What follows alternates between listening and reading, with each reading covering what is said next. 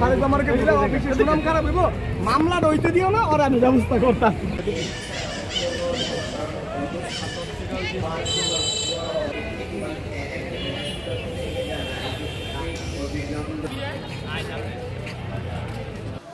পাঁচই আগস্টের পরে আমরা জানি আমরা একটা অন্যরকম পরিস্থিতির ভিতর দিয়ে গেছি। আমাদের দেশে তো 5ই আগস্টের পরে 15-20 দিন কোথাও আমরা ভিজিবল পুলিশ ফোর্স দেখিনি, কিন্তু আমরা তখন ওই সময় কী করেছি?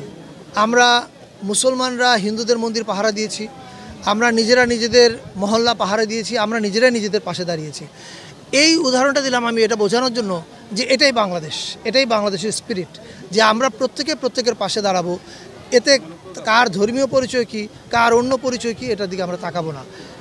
আমি মনে করি আমাদের সরকারেরও ফিলোসফি এটা, আমরা সব ধর্ম, সব বর্ণ, যার যা পরিচয়, এই পরিচয়ের ভিত্তিতে আমরা কাউকে আলাদা করব না, সবার পাশে আমরা আছি এবং আমরা থাকবো। আর শিল্পচর্চার কথা যেটা বলছেন আপনি, শিল্পকলা একাডেমির যদি গত 3 মাসের প্রোগ্রাম দেখেন, কর্মসূচি দেখেন, আপনি দেখবেন যে প্রতি মাসে ওরা কোনো মাসে 40, 50, 60, 70টা পর্যন্ত কালচার প্রোগ্রাম করছে।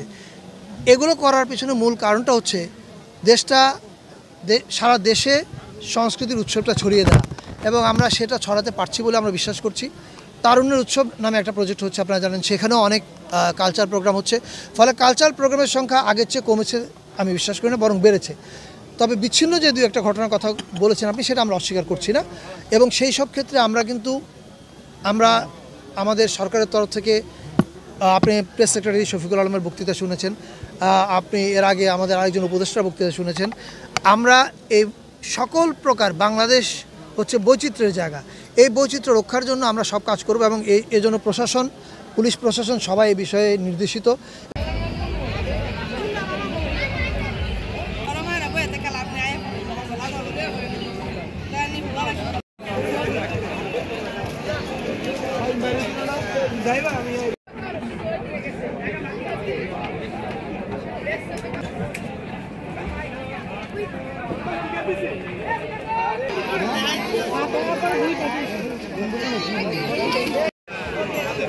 হ্যাঁ,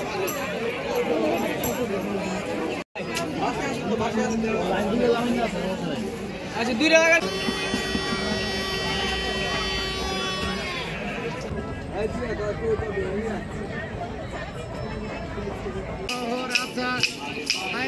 তালা বাড়ি আছা, লাট মেরে যুদ্ধ ভাবেরি বাড়ি আছা, 1000 দুয়ারি ঘর